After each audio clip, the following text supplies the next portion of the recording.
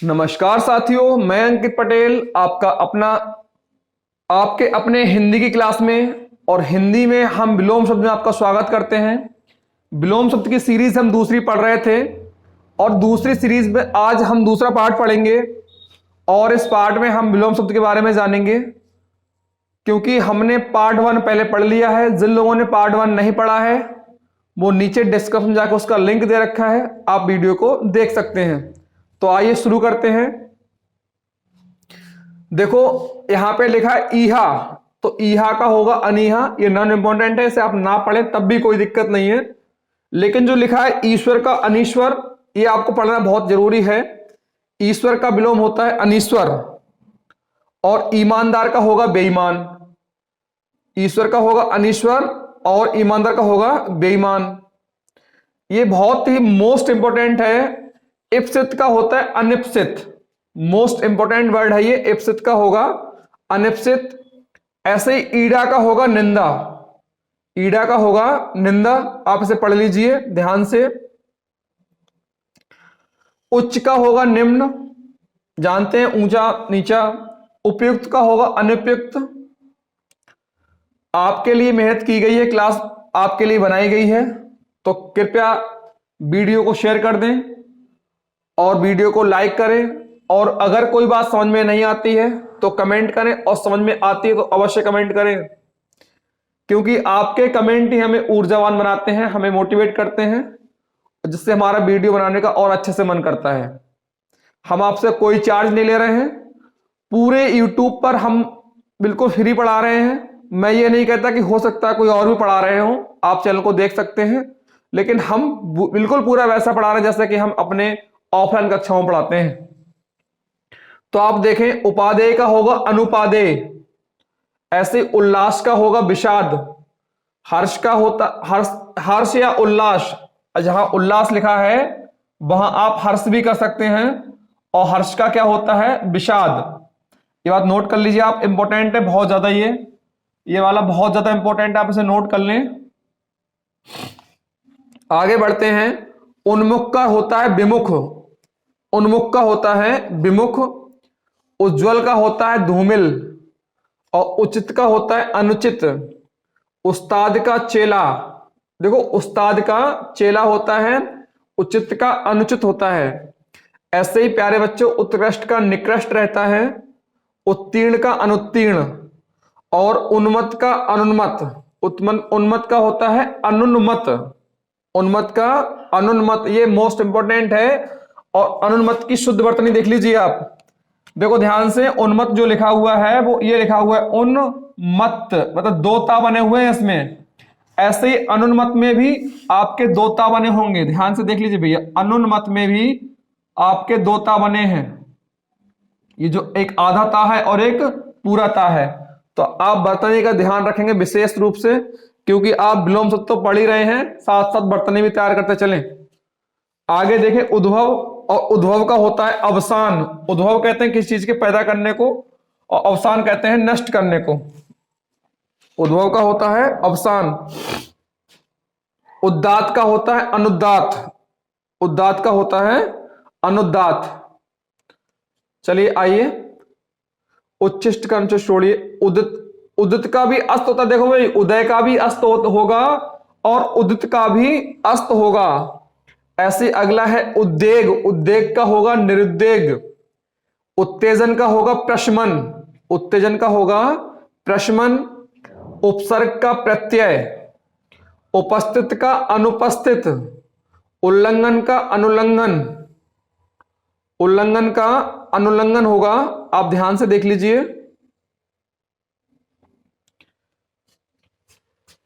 उल्लंघन का अनुल्लंघन। अगला है उपार्जित। उपार्जित का होगा अनुपार्जित। बहुत से विलोम बेटा ऐसे होते हैं जिसमें हम अन लगा दें, जिसमें नी लगा दें, जिसमें आ लगा दें। बहुत से विलोम ऐसे होते हैं जिसमें हम अन लगा दें, अन, नी या फिर आ, ये उपसर्ग लगा दें, तो पूरे विलोम शब्द हमको मिल जाते हैं। लेकिन कुछ होते हैं जो नहीं मिल पाते, उनके लिए हमें पढ़ना बहुत जरूरी है। आप अगर देख रहे होंगे तो उपार्जित का हो जाएगा अनुपार्जित, उदग्र का हो जाएगा अनुदग्र, उन्नत का हो जाएगा अवनत, उन्नत अवनत बताया था, उन्नत कहते हैं वही उन्नत और अवनत। बस ठीक है, समझ गए ना? हाँ ठीक ठीक। उत्तरार्ध का होगा पूर्वार्ध, उत्तरार्ध पूर्वार्ध। देखो भाई जो उत्तरार्ध लिखा हुआ है इसकी शुद्ध वर्तनी अगर आप देखेंगे, उत्तरार्ध की शुद्ध वर्तनी आप देखेंगे तो ध्यान से देख लीजिए, अगर आपको दिख रहा हो तो उत्तरार्ध, आप जो दा और धा बनाया है इसमें धा पूरा होता है और दा होता है, दा से दबात आधा होता है और धा से धनुष पूरा होता है। तो आप ध्यान देंगे उत्तरार्ध ऐसे लिखा है पूर्वार्ध। अगला है मोस्ट इंपोर्टेंट जो लिखाने जा रहे हैं, अगला इसे लिख लीजिए आप लोग, उन्मीलन। मोस्ट इंपोर्टेंट है उन्मीलन, और उन्मीलन का होगा निमीलन। आगे बढ़ते हैं, अगला है ऊंच का नीच, जानते ही आप, उद्यम का विनय।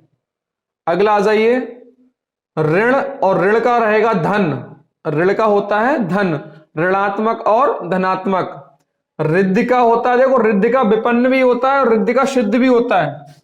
अगर आप जाने तो एक बात और जान लीजिए, रिद्धि का सिद्ध भी होगा और रिद्धि का विपन्न भी होता है, तो दोनों ही होते हैं ये, इसको नोट कर लीजिए आप।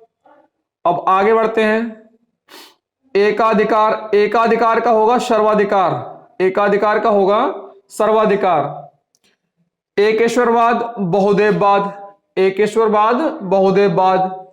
ऐसे अगला है एकार्थक, तो एकार्थक का होगा अनेकार्थक, एकार्थक का क्या होगा, एक अर्थ वाले और अनेक अर्थ वाले। एकाग्रचित उसका होगा अन्य मनस्क, एकाग्रचित का क्या होगा अन्य मनस्क। आप देखते हैं घर में पढ़ाई करते हैं तो घर वाले कहते हैं बेटा एकाग्रचित होकर पढ़ाई करो, और अन्य मनस्क होते हैं जिनका मन एक जगह नहीं लगता है। ऐसी ऐषणा, ऐषणा का क्या होगा अनैषणा। ऐसे एकल, एकल का होगा समूह, एक मुखी का होगा बहुमुखी, ऐन्द्रिय का होगा इंद्र, ऐच्छिक का होगा अनैच्छिक, ऐश्वर्य का होगा अनैश्वर्य, ऐच्छिक का होगा अनैच्छिक, ऐश्वर्य का अनैश्वर्य। आगे आइए, ओछा, ओछा कहते हैं गंभीर, कहते हैं तुम बहुत ओछे व्यक्ति हो, मतलब जिसके पेट में कोई बात नहीं रुकती हो या जो कुछ एहसान करके जता देता हो उसे कहते हैं ओछा। और गंभीर मतलब एक बहुत ही सेंसिटिव व्यक्ति होता है। ओह का अर्थ होता है बाह। औरस का होता है दत्तक, औरस का होता है दत्तक, और प्यारे साथियों औरस का जारज भी होता है, औरस का जारज भी होता है, ठीक है। औषधि का हो जाएगा अनौषधि, औदार्य का अनौदार्य, मोस्ट इंपोर्टेंट है, नोट कर लीजिए।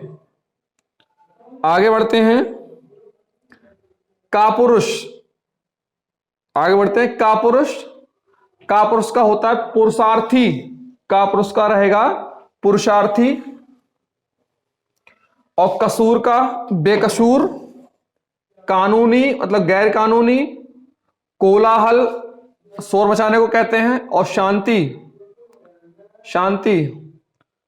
और कामी मतलब ब्रह्मचारी, इंपॉर्टेंट है, नोट कर लो भाई, कामी का रहेगा ब्रह्मचारी। कुंठित का होगा अकुंठित, कुपथ का रहेगा सुपथ, और कल्पनातीत का कल्पनीय, कुव्यवस्था मतलब सुव्यवस्था, कुव्यवस्था कहते हैं बेकार खराब व्यवस्था, और सुव्यवस्था मतलब अच्छी व्यवस्था। कुलीन का अकुलीन होगा भाई, जो व्यक्ति कुलीन होगा, कुछ व्यक्ति अकुलीन होते हैं, ठीक है। कन्या के गर्भ से पैदा हुआ शायद कुलीन कहलाता है। कमी बाहुल्य, कार्य अकार्य, करुण का होगा निष्ठुर या फिर अकरुण भी हो जाएगा। ऐसे कटु का रहेगा मधुर, कटु वचन मधुर वचन। कड़ा का मुलायम, कपट निष्कपट।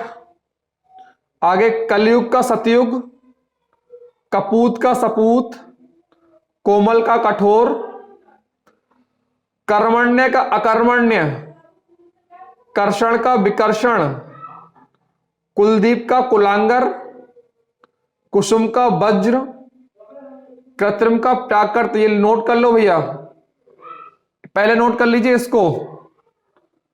कुसुम को, कुसुम का होगा वज्र, कोई चीज कुसुम समान कोमल है, कोई वज्र जैसी कठोर। कृत्रिम का रहेगा प्राकृत। आगे आ जाइए, आगे देखते हैं।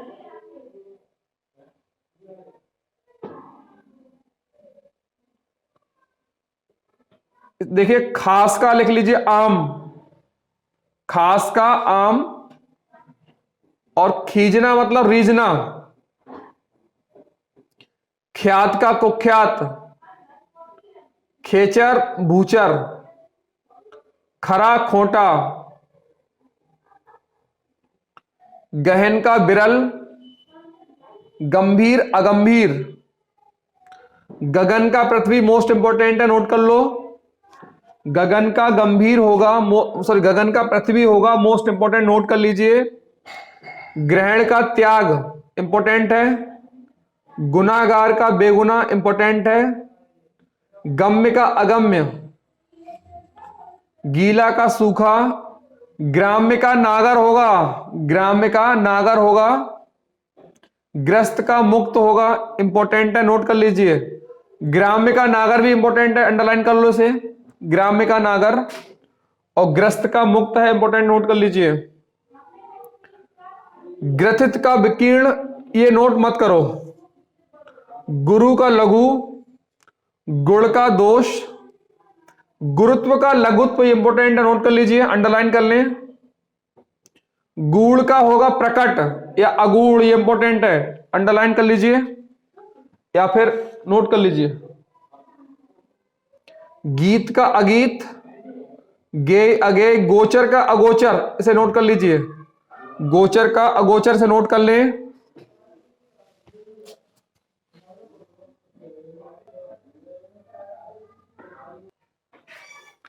घृणा का प्रेम, नोट करें भैया, घृणा का प्रेम। घाटा का लाभ, देखो भाई लाभ का हानि भी हो सकता है, लाभ का अगर लिखेंगे तो हानि हो जाएगा, और घाटे का फायदा भी हो जाएगा, घाटे का फायदा, तो नोट कर लीजिए। हानि का लाभ भी होता है और घाटे का फायदा भी होता है।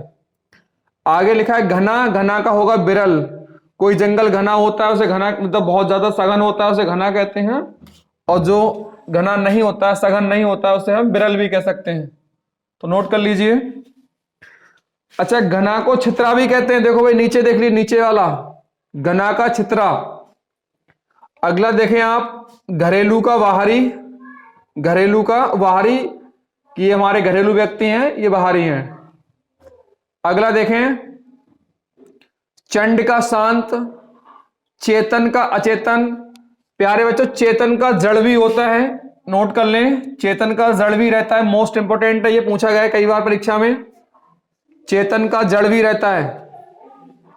चिकना का खुरदरा, चाहा का अनचाहा, चैन का बेचैन, और चिंतित का निश्चिंत। चिंतित का, मैं परीक्षा को लेकर बहुत चिंतित हूं, तुम कैसे परीक्षा को लेकर निश्चिंत बैठे हो। चिरायु कहते हैं लंबी आयु, अल्पायु कम आयु, तो चिरायु का क्या होगा, अल्पायु होगा, नोट कर लीजिए एक बार। चिरंतन का नश्वर, चिरंतन का नश्वर, और देखो भाई नश्वर का होता है शाश्वत, इसे भी नोट कर लीजिए। नश्वर का होता है शाश्वत, इसे भी नोट कर लें आप। चिरस्थाई का होता है अल्पस्थाई, इसे नोट करने की कोई आवश्यकता नहीं है, लेकिन चिरंतन का नश्वर होता है, इसे आप नोट कर लें। चेष्टा का निश्चेष्टा, ये इंपॉर्टेंट है। छूत का अछूत, छोटा बड़ा, छोरा छोरी, छुटकारा का बंधन होगा, छांव का धूप होगा, छाह लिखा है, आप इसे छांव कर लीजिए, वाह बना लीजिए यहां पे, वाह, छांव का धूप होगा। छरछरा का थुलथुल, कहते हैं ये लड़का पतला पतला सा है, छरछरा है, और जो मोटा ताजी हो गया वो कैसा हो गया, थुलथुल, तो छरछरा का क्या होगा, थुलथुल, नोट कर लीजिए इसे भी। छां का धूप होगा, कर लिया होगा आपने। आगे आ जाओ भैया, जाति का विजाति होगा, जाति का विजाति होगा, जाड़ा का गर्मी, जीवन का मरण। देखो हमने कहा था, अभी इंपॉर्टेंट लिखवाया था, एक अमर का मर्त्य लिखवाया था, वैसे जीवन का मरण होता है, आप लोग पिछली वीडियो में जाकर देख सकते हैं। जागरण का शयन होगा, जागना सोना, ज्येष्ठ का कनिष्ठ होगा, ज्वार का भाटा, ज्योति का तम, ज्योति का रहेगा तम, जय का अजय, जातीय का विजातीय, और देखो जातीय को सजातीय भी कह सकते हैं। जालिम, रहमदिल, जालिम अरे ये व्यक्ति बहुत जालिम है, और जालिम का रहमदिल। जाली का असली, और असली का नकली भी होता है, जाली को हम नकली भी कह सकते हैं। इसके आगे आ जाइए, अगला झूठ का सच, झोपड़ी का महल, और झकझकाहट का धुंधला, झकझकाहट का धुंधला। इसके आगे देखिए, टीका का भाष्य मोस्ट इंपोर्टेंट है भाई, पिछली बार आरओ की परीक्षा में पूछा गया था, टीका का भाष्य होगा। टूटना का जुड़ना, टूटना का जुड़ना। अगला लिखें ठीक का गलत, अगला लिखें ठीक का गलत। ठोस का तरल, ठोस का तरल, ठौर का कुठौर। अगला लिखें डाल का पत्ती,